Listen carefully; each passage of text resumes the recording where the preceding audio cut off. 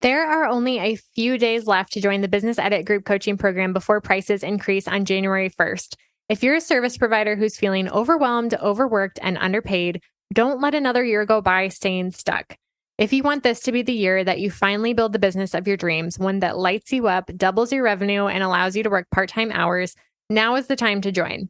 In this program, you'll follow my signature 5-step method for building a productive and profitable business. You'll get business minimalist strategy, marketing systems, and productivity roadmaps that are simple to understand and easy to implement, plus 12 months of weekly coaching to help you overcome any road bump that comes up along the way. Let this be the year that you finally hit your revenue goals and create a life-first business. Join me inside the Business Edit at www.jadeboyd.co/coaching and get my step-by-step blueprint with everything you need to build your dream business in 2024. Again, the early sign-up pricing ends on December 31st, and the program will officially kick off on January 2nd. So don't wait. If this sounds appealing to you, but you're not sure if it's the right fit, feel free to DM me on Instagram and we can chat. My only goal here is to help you make the right decision for you and your business. And you can find me on Instagram at jadeboyd.co. Now back to the show. Welcome to the Business Minimalist Podcast, a podcast about redefining productivity for the modern woman in business and finding ways to work smarter, not harder, in business and life. I'm your host, Jade Boyd. I'm an MBA, business strategist, and mentor who helps overwhelmed business owners simplify and scale their service-based businesses with strategy and systems. On this podcast, we'll explore simple ways to earn more while working less. If you're ready to scale your business, bring order to chaos, ditch the busy work, and make space for what really matters, you've come to the right place. Welcome to the Business Minimalist Podcast. Today, I am very excited to be talking to my friend Molly Knuth of Molly Knuth Media. Molly and I met probably about a year ago. She was one of my brand photography clients, and that's the first time we met in person, although we'd been Instagram friends for a long time. And Molly is somebody that I really admire and respect in the business community, and it's been such an honor to be able to help her grow her business as her brand photographer last year, but also just to see the awesome things that she's doing, the new programs that she's launching, and how her business has grown and changed especially over the past couple of years. And so she has so much insight and knowledge to share.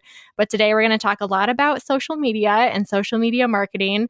And so I am excited to introduce Molly. Welcome to the podcast. I am so excited. Jade, I've been your fan for a long time. When the podcast rolled out, I was like, this is awesome. And now I'm a guest. I'm like, I'm so excited to be here. Thank you for asking me. Absolutely. It's so good to have you. Why don't you go ahead and give a little introduction of yourself and tell us how Molly Knuth Media came to be and where you're at now. Absolutely. So I'm Molly. I am based in Cascade, Iowa, which is a teeny tiny town just on the eastern edge of the state. And I am wife to my husband, Ryan, of almost 13 years. He's a farmer, so I've really had a learning curve into the whole agriculture lifestyle. And we have 4 children. So we have an 11-year-old, a 9-year-old, an 8-year-old, and an almost 6-year-old. So life around here is busy. And in addition to business growth around here in the last year, we've also added a menagerie of animals. We have calves and chickens and kittens and just all the things. And so we're really living up the rural lifestyle here in Cascade. And a really big barn. Oh my gosh. If you guys have followed me on Instagram, and this is no joke, some opportunities have come my way and people are like, oh my gosh, yeah, I want to work with you in this capacity. And they're like, and how's the barn going? That's amazing. Oh my gosh. So for anybody not familiar, my husband has been wanting to build a barn on our property since we moved here 8 years ago. And he decided that in 2020, it was the year he's going to build this barn shop thing. And so he pre-ordered it. As everybody knows, in 2020, we had shipping delays. So the barn comes, it's one of those prefab barns. So it comes in pieces and you just have to build it kind of like an erector set. And so as the frame is going up, I was in my office and then I went out to the kitchen to get myself some lunch. I look out the window. I went, oh my God. And I called Ryan. I'm like, do you know how tall this is? And he's like, I know. That's amazing. It's it came out 7 feet taller than he had thought he read in the spec sheet. And so it's pretty big, but it's really, it looks like an old barn and we love it. So it was just a little shock and awe. And then I documented it throughout the process and my Instagram followers loved it. And now it's part of your brand and every podcaster will ask you about it. I guess I'll have to put it in my logo. I don't know. Funny how that happens. Yes. Life is interesting around here, but it's always something that we can look back on and smile. Yep. So tell us how your business came to be and how it kind of started. And it's changed so much over the years. So talk us through kind of that process. Absolutely. So I started by trade and training. I am a teacher. I taught English language arts for junior high through high school students in the early 2010s. As we grew our family, so our girls were born pretty close together. So we had 3 kids under the age of 3, and we were kind of evaluating our decisions. I knew that I wanted to be a stay-at-home mom in some capacity at some point. And so when we found we were pregnant the 3rd time, it was time to say, all right, it made more sense to stay home with the kids than it did to continue working outside of the home and paying for daycare. So in 2014, I became a stay-at-home mom. And after a couple of years of that, I started feeling off.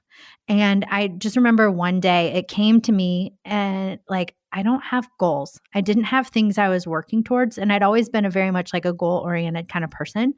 And so I found little goals that I could achieve. And I think that was kind of the beginning of me finding myself, if you will.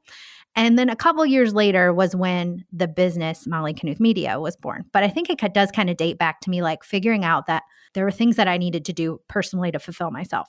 So in 2016, my dad and my cousin had started a business together, and they wanted me to come in and help with some admin work because I wanted to do some things outside the house, contribute to the family income and things like that. And so as part of coming on board their team, I suggested doing Facebook pages, which at that time here in our small town was a relatively new concept. I know now that we look back and we're like, what do you mean? But really in 2016, there weren't a lot of small businesses using Facebook as part of their marketing setup.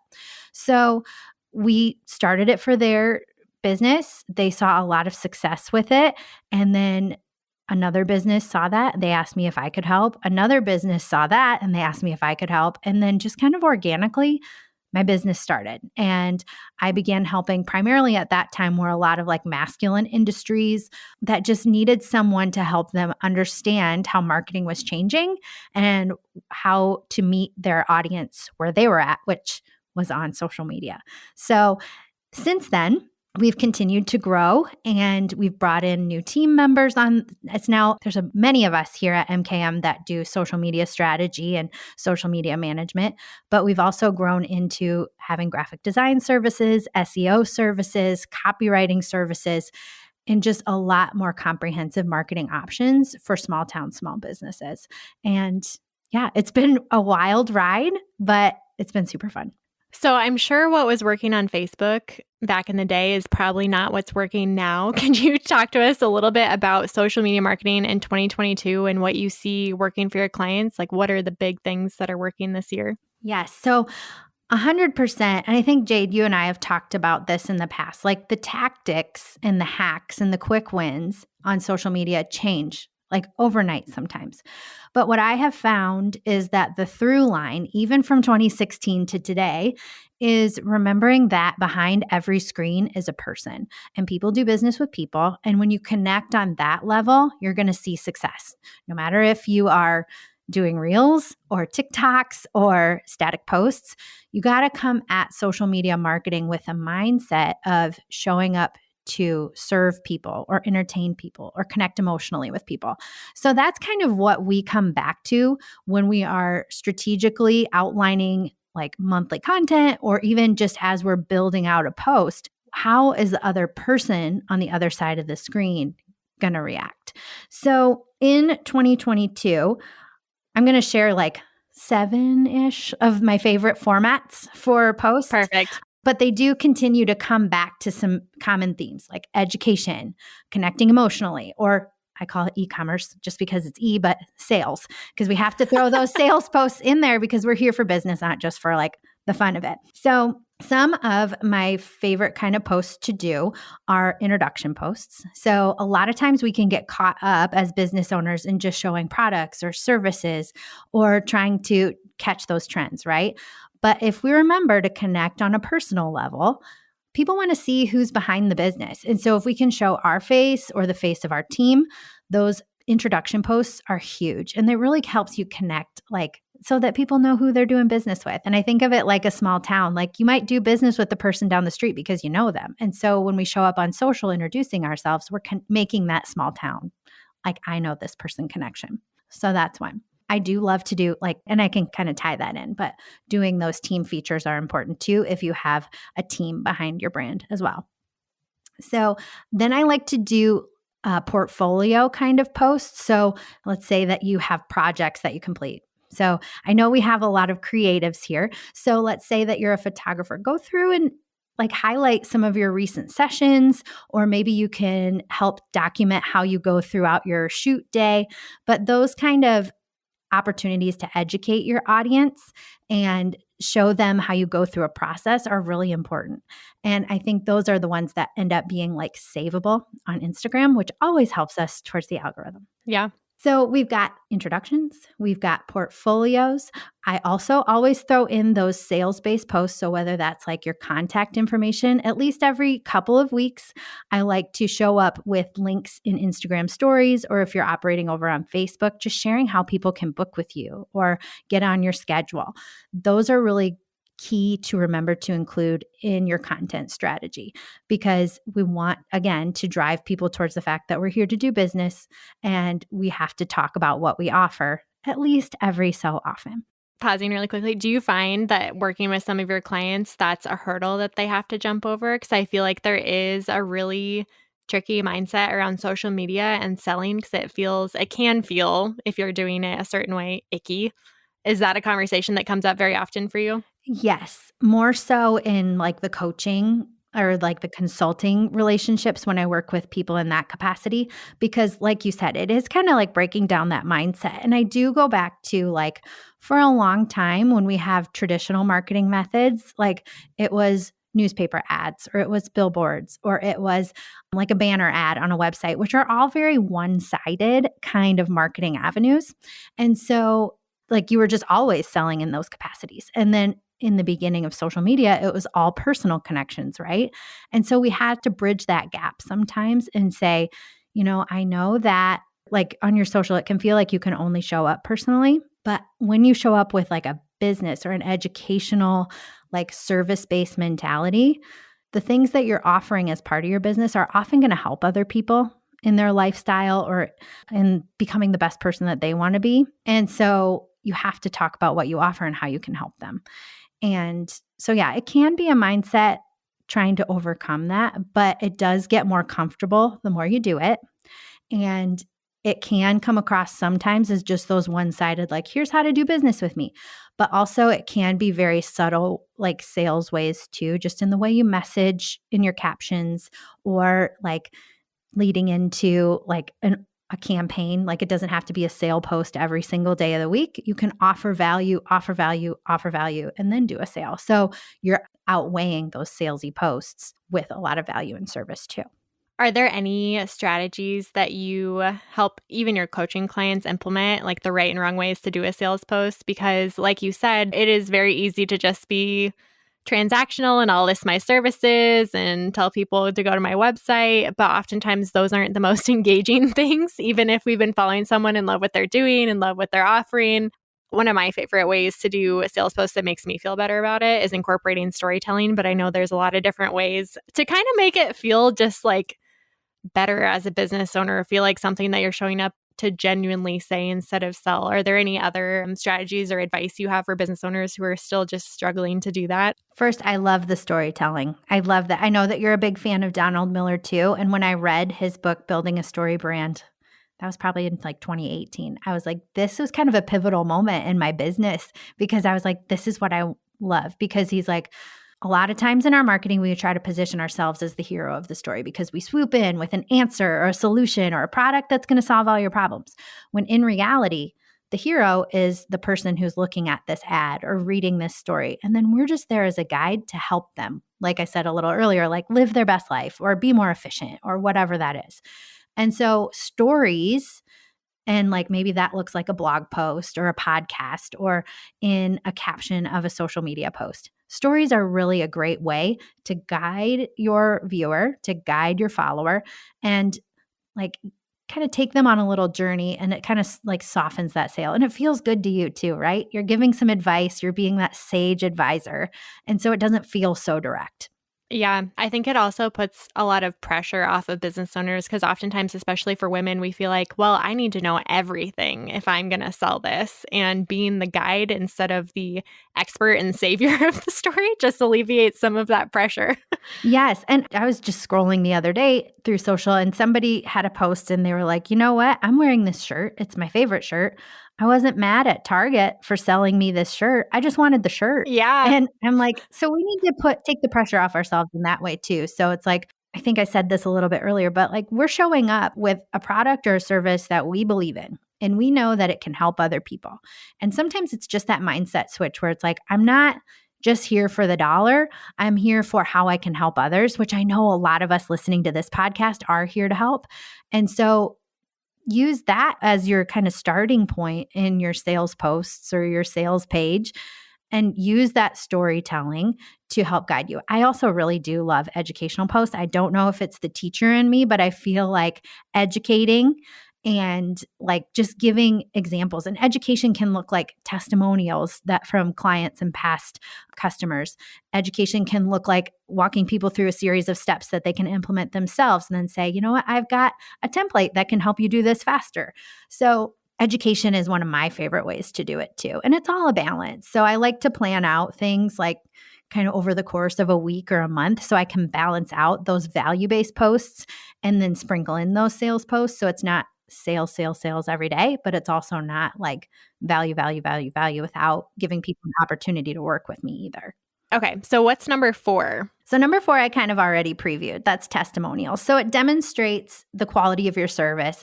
And testimonials can be as simple as putting somebody's words on Canva and putting it into a pretty template. It can be a screenshot of a review that you received on Facebook or on Google. And it could also be, and what I find are really, really awesome, are like video pieces that somebody has recorded giving a review, because then you know it's a real person. And there's just like that extra layer of human connection when you have a video or even an audio clip that you can use Headliner app for to help you layer over an image. But those testimonials are huge in really demonstrating the quality of the service or the products that you offer. And it's just like, again, another layer of human connection that people can relate to. And I know that I like just went looking for dresses all over the internet, like scouring the corners of the internet for a dress that I could purchase. And I went to those reviews every single time before I pressed buy, because I wanted to make sure that other people liked the quality and that it fit women who had a body shape like me. So giving those testimonials and those reviews in your marketing is huge. All right. So that was 4. Number 5, your business origin story. So again, we're coming back to storytelling. I feel like anytime you can share something where you went from point A to point B, and it seems like origin stories are really a great way to do that, because it was like, I knew that I was stuck. And for a lot of service providers or creatives, there was probably a point in our journey where we were like, you know, I saw that things were this way, and I realized it could be done a better way. So then I created this thing, which naturally takes you into sales, but it doesn't feel too sketchy or slimy like we talked about before. So business origin stories are really fun stories to tell and also hugely engaging. So if you want like a quick win with a lot of likes on socials, talk about how you started your business. People love it. And also, I feel like it connects your clients to the why behind what you do just naturally. There's a reason why you started your business. There's a passion behind it, especially talking to creatives and service-based business owners. Like a lot of them, I see Find Your Why on your desk, actually. I just realized that in the background. But talking to Mariah Danielson back in episode 3, like it comes through so strongly and helps you connect so much better to your clients through social media, where there is a lot of noise and there's a lot of fun content, but oftentimes we're just scrolling And stories are just kind of like that marketing trick, almost like the thing that people can't get away from, because we want to know like what happens next in the story. So I love that one. I'm reading Stories That Stick right now, and it talks about founder stories and how oftentimes even investors will not even look for a good business idea, but the right founder who has the right connection, because it does make such a difference in not only how far you go in business, but how well you do what you do if you believe really strongly in the purpose behind it.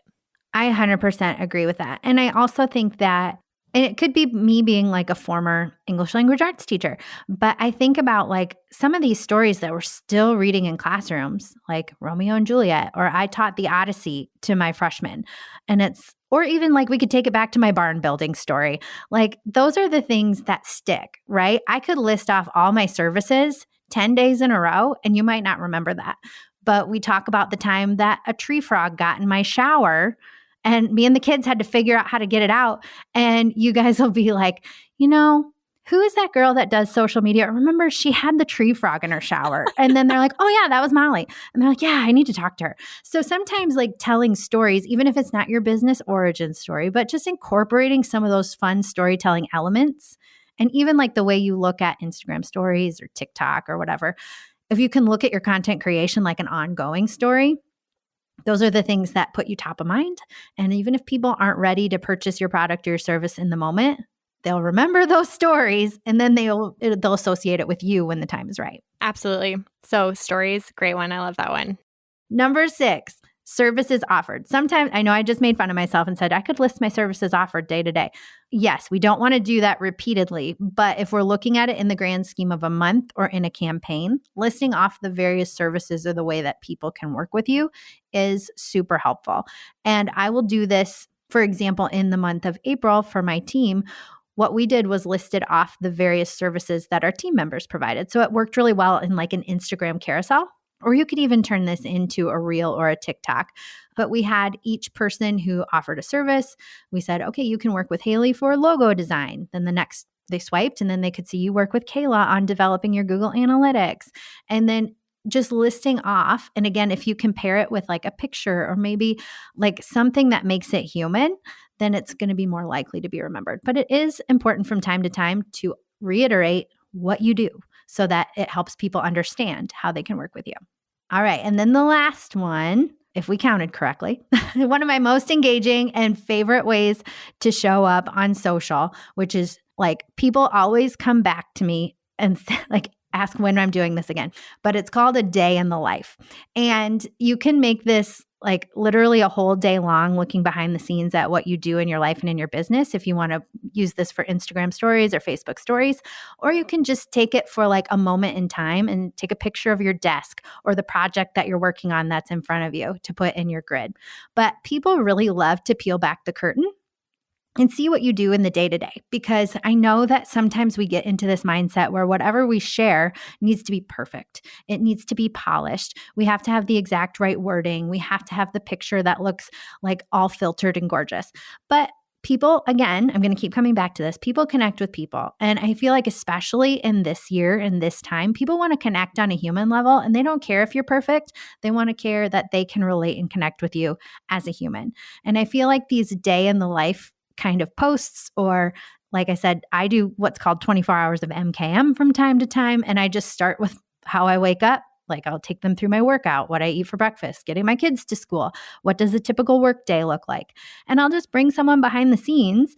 And those are so engaging. And I joke about this, but really they were like, I remember when I first started doing this back in like 2017, and I'd show up at the grocery store and people that were like, probably my grandparents' age, they were like, oh, Molly, when are you going to do those like day in your life things again? Those were so fun to watch. And they would ask me about it. And I'm like, oh my gosh, I'd get kind of embarrassed. But then I'm like, that means they're paying attention and that means they want more. So I'm doing something right. But that day in the life is super helpful to connect with people on a people level. So on social media, it does require some consistency in order to succeed. Like you have to be showing up semi-consistently. Maybe we can define what consistent means for social media in 2022. But what are some of those foundational habits that business owners can build in order to be more consistent or in order to actually reach their goals for their social media accounts? I love this question because I do want to take some of the pressure off business owners. You don't need to be showing up like daily or twice a day, like sometimes we see out on the interwebs. You can show up and build social media in a way that fits your business and your schedule. So let's say that you're a service provider and you are booked out, or let's say that you're a service provider and you're making a pivot. You don't have to show up 7 days a week if you don't have capacity to help other people. So you can really scale back. But if you are someone who is looking to grow, then I do kind of look at it like a gas pedal. Like if I want to grow the business, I need to push a little harder on the gas pedal. I need to show up more consistently. If I need to like give myself space to complete the work I already have, then I can ease up a little bit and I don't have to post as often. But with anything, the more you practice, so like on social, the more consistently you post, you're going to learn about what you like or what your audience likes. And you're going to be able to get data that informs you of what you should be doing going forward. So I always say work in the consistency that works best for you. I would recommend at least 2 posts per week, like at the bare minimum, just so people realize you're there. But then for those moments in your business, like before a launch, or if you really want to get more traction, get more eyeballs on you, then you do need to push the gas and not only just post more consistently, but I would also say post in a strategic way so that you know that you're going to get people to take action in a way that you ultimately want to drive them towards, if that makes sense. Yes. Let's dig into that a little bit more. So you've been doing omni-channel marketing for a long time, and it's also something you help your clients do when they're on multiple platforms. But can you talk a little bit about what omni-channel marketing is and how social media plays a part in that to pull people off the platforms and actually convert them into paying clients or customers? I love this so much. So as we kind of opened this discussion about social media, like back in the day, 2016, 2017, it was enough to just be posting on Facebook and getting attention that way. But as time has gone on, the platforms have become more saturated. The market, the people that we work with, they're smarter. They're savvy. They know when people are trying to do like different things just to get them to make a purchase. You can really read through the lines and understand when someone's coming at you with a disingenuous sale. So what I started doing, and which now I've like has become this buzzword of omnipresent marketing or omni-channel marketing, is coming up with other connections and other touch points for your audience. So for me, for example, and Jade's going to be similar to this, we have podcasts. And so we have the podcast that's going to really provide a lot of value. It's going to tell stories. And so it's just going to naturally connect with people. Now, to get people to that podcast, we can use social media posts to drive them there. So similar to maybe if you don't have a podcast, but you have a website with where you do your Shopify sales. Social media can drive people to your website. So you're using social media as a conduit almost rather than the end all be all of your marketing. And that's really important because social media, like we said, is always changing. And so there's always different rules. We only get seen by a percentage of our audience. So having a place off socials like a podcast or like your website or a blog where people can connect with you and you have the say over what's happening in that space, that's really important so that you don't have to be subject to any algorithms. But social media, where people are spending time, is a good way to drive traffic to those sources because that's where people are, and then you can get them to go where you want them to be. So let's talk about that a little bit more because I think there's a lot of burnout on social media. And I think there's a lot of people, I mean, especially people who specialize in email or Pinterest or blogging that say that social media is dead because the algorithm is like built to keep people on the platform. Why are you using social media for marketing? Because, you know, they're not going to get off the platform.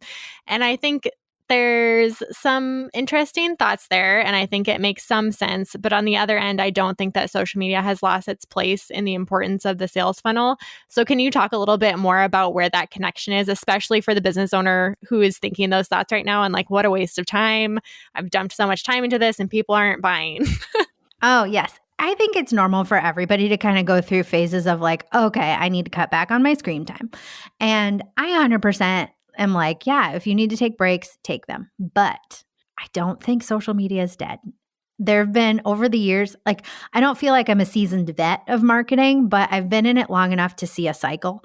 And so there was a time when everybody was like, Facebook is dead, Instagram is where it's at. And now, like with the Instagram algorithm changes of 2022 and working with a diverse array of clients and making sure that we're measuring the data, what we're seeing is that Facebook is surging. And so not everything is dead per se, but kind of like fashion or other industries, it's just cyclical. And it's just, I do think omnipresent marketing helps with that because you can be in a few different places. You don't want to try to be on every single social media platform because that is definitely a ticket to burnout city. But I do say like picking 2 or 3 social channels. Like for me, I'm primarily on 2. And then I drive people to my podcast. And then I have a blog on my website, but the blog comes directly from the topic of the podcast.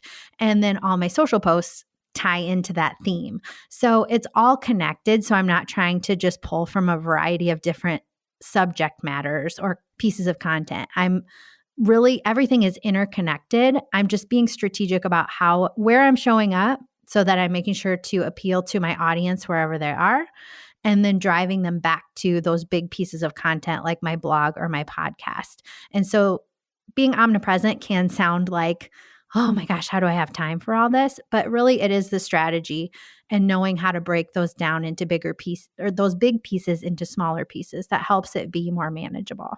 So you not only manage your own content, I mean, you have people on your team, but your own content on multiple platforms, but you also manage all of your clients' content on multiple platforms. So can you give us a little bit more insight into what your social media planning process looks like? Absolutely. So I should start by saying, you have to give yourself a little grace and you have to give yourself time to get good at this. And I know that that's really hard. We want to get to 10,000 followers on Instagram yesterday, but building a social media presence, kind of like what we talked about on that key foundation of like people work with people, that's going to be like, it takes time, it takes trust, and it takes all of that to build. So the way that I approach like my social media planning isn't just to like create viral content. I mean, if it does go viral, great. I'm so excited. But what I really do is try to hone in on who is my audience, what are they responding to already? And then over time, I can learn what they're interested in and use that going forward. So how does this look right now? So at the beginning of every month, we do a data download. So we go into my accounts, we go into client accounts, wherever they're showing up, and we take a hard look at the numbers. So we look at what is the reach, what is the engagement, what are the video views, what are the website click-throughs, how many profile views did we get? We look at what are the most popular posts, and we look at what were the like very low performing posts, because we're going to have both, right? Not every post is going to be killer. So we really do that for every client. So we can not only say like, oh man, hang our hat on how many followers we got, but we do that more so to say, okay, all of our video posts performed in like the top 5 of the posts we put out last month, but static posts didn't seem to hit. So let's say going forward, whatever we decide to do for format, we should probably try to incorporate more video, which is what we've done on Instagram because we really saw that happen in February 2022. And then we've like kind of pivoted our format strategy. It can also help us start to extract themes about like what's working best, storytelling or educational posts. So we can start seeing themes around format. We can start seeing themes around maybe even specific topics. Maybe people at Molly Knuth Media like to hear about my business origin, or they like to hear about the family and personal side of my business, but they're not so into the direct like educational posts. So maybe for the next month, I'm just pivoting my content around that. So it always starts with the data. And then what I do is look out a month at a time and I look at what is going to be the driving topic or the driving focus for this month.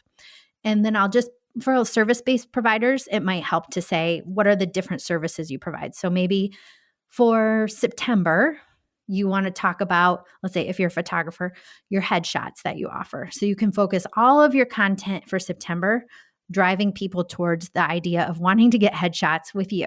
And we can talk about that in a variety of ways. You can tell a story about a headshot session that was really memorable. You can introduce yourself using a headshot that you took. You can list out the different headshot packages like headshot minis or a full brand session. Use a testimonial. So you can build a ton of content but it's got that driving focus that's orienting everything. You can also look at it. Maybe we have seasonal business owners here. So if you're like a retailer in September, you need to start ramping up for the holiday season. And so then you can say, okay, what are those things that my audience needs to know in order to start holiday buying in October? So you can really look at it from like a seasonal perspective too. But for us, it starts with the data. So we know what's working and what's not.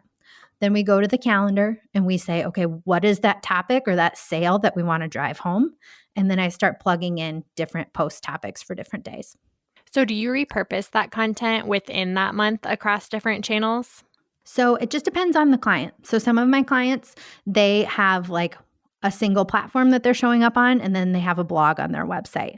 So definitely, if we have that big piece of content, that blog, we'll break that blog down into quote graphics, or we will take a testimonial from that customer that we can share out in a piece of content. We can also just like drive people directly to the blog where we start telling a little bit of the story. And then we say, if you want to read the rest, head over to our website. And then we'll do a direct sale where we say, do you want this service for yourself? Here's how you get on our schedule. For other clients, we do, repurpose like from Instagram to Facebook. Every so often, we'll use the same exact post across platforms. I don't recommend doing that every single post. You want to have a little bit of variety. If nothing else, it's because platforms' algorithms are programmed to promote different things. So on Instagram, like they are promoting video. So it might be as simple as what works on Facebook is a quote graphic.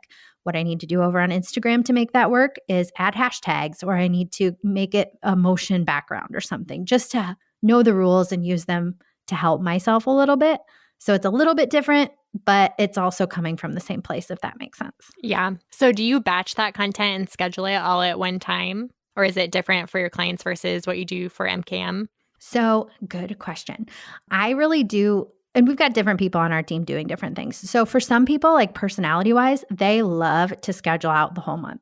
And for certain clients, like their consistency allows for that, where it's only like they need 2 posts per week. So we can definitely do that.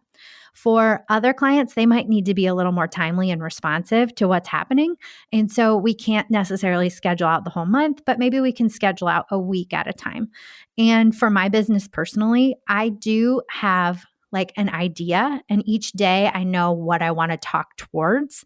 Sometimes I do batch that out. And other times I'm like, this week, if I'm talking about like a new program that I'm launching, I know that I want to schedule those posts that are direct sells. But depending on what my audience is responding to, maybe I don't have any posts scheduled for Wednesday or Thursday because I want to just show up with a timely TikTok, or I want to show up on stories. So it's just, for me, I feel like what my audience likes, and again, this is as a result of the data, my audience kind of likes me to be timely and respond to what's happening. And so for my business, it's a little more fluid. Yeah, I think that makes a lot of sense. And I was of the mindset, I think maybe even a year ago, that I want to batch like 90 days of content and have it all scheduled out. But when I made myself do that, I never got to 90 days, like 30 days. I would realize that by the time the day got there, it's like, I don't want to say this anymore. So it didn't feel as good. So I kind of do a similar thing. I have like my keystone topic and general idea of what I want to talk about that day, but then I have to write it the day of. Otherwise, it doesn't feel good to me. I agree. I feel that same way. And some people, they're like, no, I really probably want to have this batched out. And that's totally fine. So there's no hard and fast rules to social media. I mean, you can know I think you need to have a pulse on the trends. I think you have to definitely have a pulse on your unique audience and the data that you're getting back from that. But then you also have to like leave room for yourself and what feels good for you in terms of content creation. You have to allow a little room for that too. Yeah, for sure. Everyone has different capacity too, depending on what type of business and what stage of business really that they're in. Oh, for sure. So for the business owner, I think the number one thing I hear when it comes to social media is I don't have the time. Who has time for that? So for the business owner who sees the merit in social media, like they see the benefits that it could have for their business, they want to connect in that social medium. What recommendations do you have for someone who wants to get the most out of social media without necessarily investing all of their time into, building a platform? For sure. So there are a few ways you can go about this. Now, one is outsourcing. Like we work with a lot of clients to build their content for them here at Molly Knuth Media. But what you got to like if you're ready to outsource, there's a couple ways to do that. You can work with a social media agency like ours, or you can bring someone in maybe as a VA and you can work directly with that person. They have a closer touch on your business specifically and they can build your social media. So there's a couple ways even to that approach. If you still want to keep it in-house, you want to try to do the social yourself, but you are looking for more efficiencies, I would say things like content calendars are super helpful. I know I have some content calendars. There are content calendars that you can find on Pinterest that'll like lay your month out for you, and you have a prompt and then you just create to that prompt with your own unique stories. So that can really help. And I do feel that, like, especially for people who are creative, you feel like you can go a million directions about what you're talking about that day. So sometimes it is as simple as just having a prompt or knowing what you're going to talk about to say, okay, I can block out all these other things and I can just speak to this one thing. And that can be all you need if you feel like it's taking you too much time to create a post. The other thing I do recommend is ads. And I love organic content and connecting on a people level. But I also do say there's a time and a place for Facebook ads, and that can really maximize your impact. And especially this year, we saw that certain client accounts were not getting the reach that they had been even 6 months earlier. So what we did was we pulled back on the organic posts and we just put in some really low dollar ad spend, and that has been a game changer for them. So maybe leave some room in your budget if you have like even $30. Play around with it and boost some posts or create a low dollar ad campaign. And that can be a really big game changer. That doesn't take so much time, but you're getting results. It does take there's a learning curve to it, but it can be super impactful too. Those are such good tips. I feel like the best solution is to outsource it.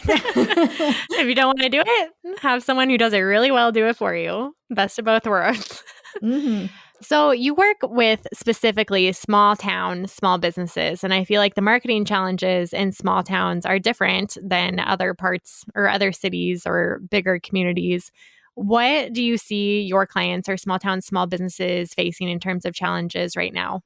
I think when I come in, a lot of times there's this mindset of, well, we only can access so many people because we're in a town of 500 or we're in a town of 2,000, or even maybe small town to you is 12,000. Like small is relative. But a lot of times I feel like there's a block that's like, okay, we are only in business in this place, and people in this place only do these things or pay this amount, or they'll only travel this far. So sometimes we're kind of blocked in small towns with our own like mentality and mindset. But the cool thing about social media, and I am living proof of that, is that with social media and with digital marketing, we can access people from anywhere. And now this is like, there are definitely small town businesses that are like bound by a zip code or a service radius. But for a lot of us, we can really just work with people from anywhere if we're a service provider. So I do think that the initial outset is just saying, well, people around here don't do it that way or something like that. But you can't, you have to think bigger. You have to open yourself up to other ways. And I do think that sometimes that mentality can hinder people, but it can also be a blessing, because right now, social media for small town business owners, we already know some of those ways that people connect with people because we do it across the coffee table. We do it behind the counter. We know how to work hard and hold conversation. And we have personal brands because we are the face behind the business. And there are big name brands out there that are trying to do those things, but they're so big that they have a hard time doing it. So sometimes what we think can be our detriment can also then be flipped, and that can be our differentiator. And so for small town, small business owners out there, it's really showing them what makes them unique and special. And I don't think this is unique to small town business owners, but sometimes we just get so ingrained and so close to what we're doing that we don't see what's special about it anymore. We're like, oh, doesn't everybody just do this that way? And that's where you need to start and say, oh, that's what I need to create content about, because that is a key to something that you're just gifted in, or you've created a system or a process around that makes you the best at it.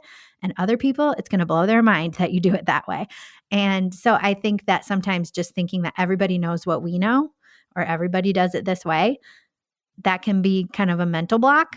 But that's where we can really start from and unpack that. And that can be a differentiator in our social media posts.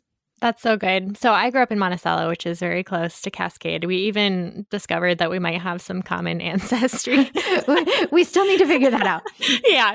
But immediately when you talked about the mindset of there's only so many people aren't going to travel, people only pay this much, I thought of a couple of restaurants in the Monticello Cascade area that are literally in the middle of nowhere. And I can't remember the names of them right now, but I've been several times because they create such a good experience that people are willing to travel. And I think, yeah, what you said is just so important, not only for small town, small businesses, like you said, but getting over that mindset of what do I have to offer? Because oftentimes the uniqueness of what business owners have, they can't see it. They need somebody else's perspective, a coach or an, outside voice, a mentor, someone who can repeat back to them the special things that they're doing or saying and show them that it's not every day. It's not everybody's gift. It's not everybody's skill that they have.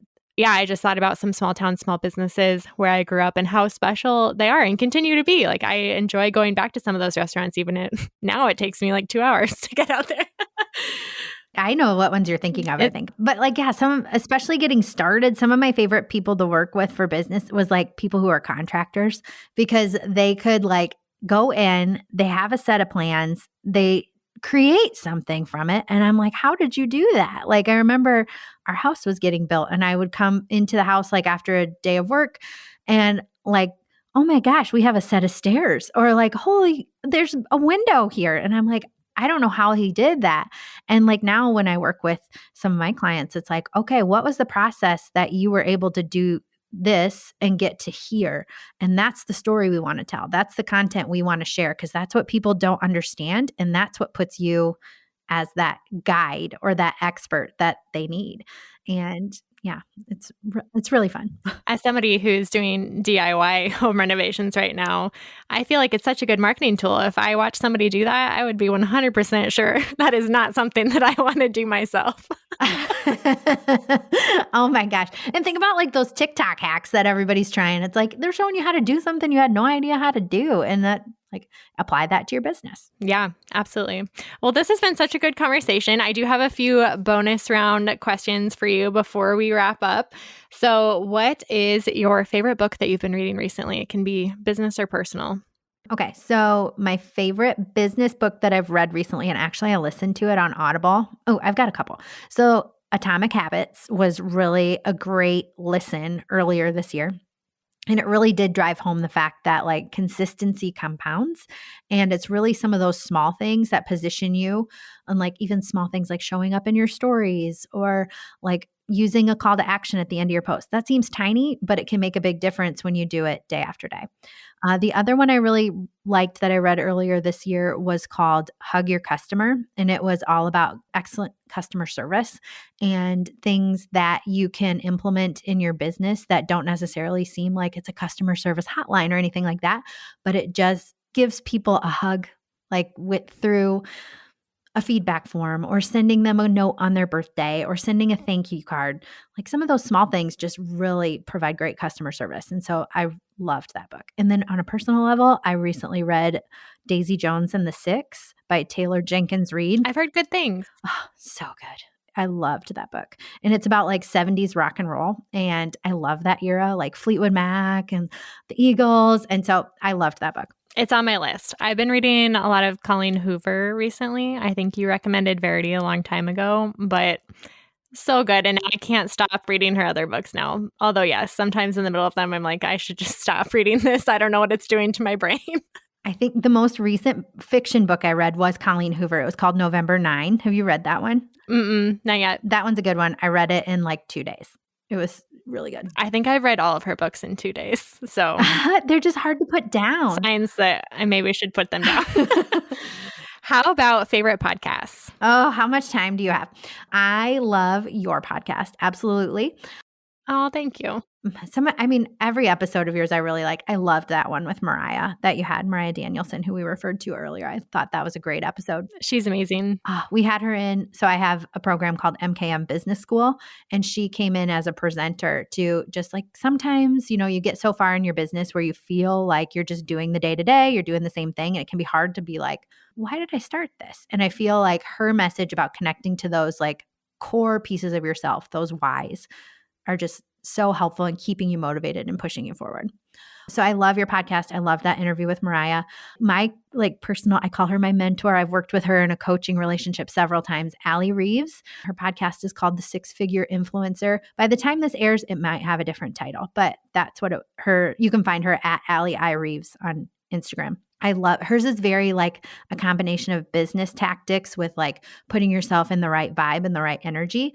And I love that. So she's been someone I've been listening to a lot. And then if it's a non-business podcast, I really love the Armchair Expert, Armchaired and Dangerous, because I just think that those are so fascinating. Mm-hmm. Nice. That was a good mix. I'm nothing if not eclectic. How about your favorite productivity tool or productivity hack? I really feel like I need to be, like if we're talking about social media planning, I have to be a paper and pencil gal first. So I have an actual like piece of paper calendar where I can write things in, I can cross stuff out or draw an arrow over to a different day. And that's where my content planning kind of starts. And then I can hand it off to my team, and then it gets entered into our digital calendar and our project management system or our CRM. So I guess it's kind of a two-parter where it like starts with me in the way that I work best, which is paper and pencil. And then my other productivity hack is having a team, because then they can start helping you implement those things. So when you do the paper plan, do you take a picture of it to send to them, or do you send them? Yeah, I do. I just write it out like longhand on a calendar. I take a picture, I attach it in an email to my VA.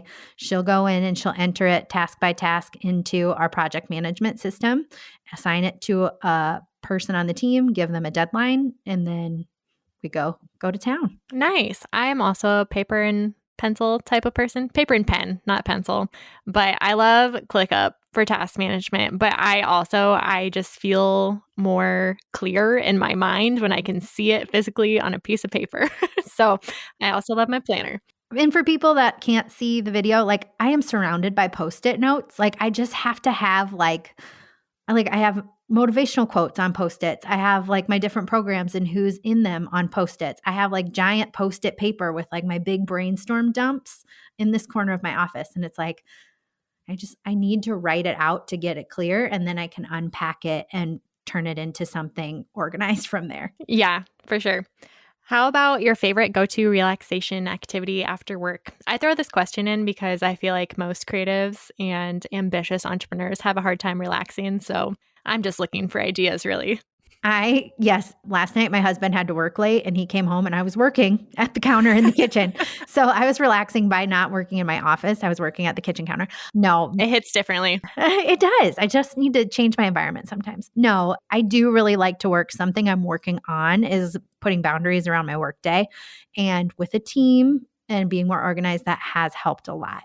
But I do love to go for walks. I do love to listen to podcasts. Every morning I do a workout, just kind of get my head right, more so than to I love moving my body and some of the benefits that come from that, but really it's like a mental thing for me to just get some clear headspace in the mornings. So, and I love massages. I like to get my nails done. I like to watch movies with my kids. So we have a little bit of everything in there. Taking notes. Those are all good. So, Molly, you have great social media content, obviously, and a great social media presence, but you're also active on many platforms. So where's the best way to connect with you after the show? So we can be found at Molly Knuth Media on Facebook and Instagram primarily. I'm really active in Instagram stories, so people can get behind the scenes of my life there, like, barn building and stuff. And Jade doesn't know this yet, but we are going to be renovating a downtown Cascade building as the new MKM headquarters. Exciting. I know. So that'll be an ongoing project that people can follow at our channels. Have you announced this yet? Not really. My friends and family know. I'm honored to know. By the time this podcast airs, it will be common knowledge. But yeah, I know. You didn't hear it first, but but if you're new, this is going to be great content, you guys. No, but you can find me at Molly Knuth Media. MollyKnuthMedia.com is kind of our hub. You can get the podcast from there. You can get our blog from there. There's some digital downloads that you can access, and you can also meet the team and see how they can help you grow your business too. I would highly recommend checking out Molly's podcast. It's actually what inspired me to start this podcast. She has so many good episodes to listen to. you. And it was so good to have you here. Thank you so much for coming on my podcast. We did a little swap, but it feels a little bit surreal to have you on the other end of the screen. So thanks so much. I'm so excited. This was so fun, Jade. Thank you. Thank you so much for listening to this episode of the Business Minimalist Podcast. If you enjoyed today's episode, I'd be so grateful if you'd rate it on iTunes, Spotify, or wherever you're listening today. Your rating and review will help more small business owners discover helpful episodes each week. Don't forget to check out the show notes for the tools and resources mentioned in today's episode, because good ideas don't grow businesses, action does. And if you want more business minimalist tips and resources, head on over to Instagram and follow me at jadeboyd.co. I'd love to hear what you took away from today's episode. I'll see you next time on the Business Minimalist Podcast.